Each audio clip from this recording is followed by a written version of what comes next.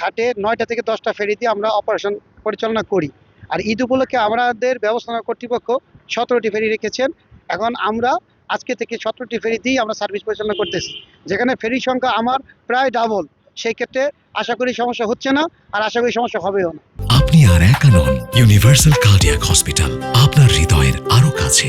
গাড়ি আসে, ওই ফেরি লোড আন হইতে হইতে যত সময় লাগে এই সময়ের মধ্যে আমরা আশা করি গাড়ি পার করে দিতে পারতেছি। যেমন যাত্রীরা এবং যানবাহনে যারা অবস্থানকারী যাত্রী আছে তারা সবাই খুশি।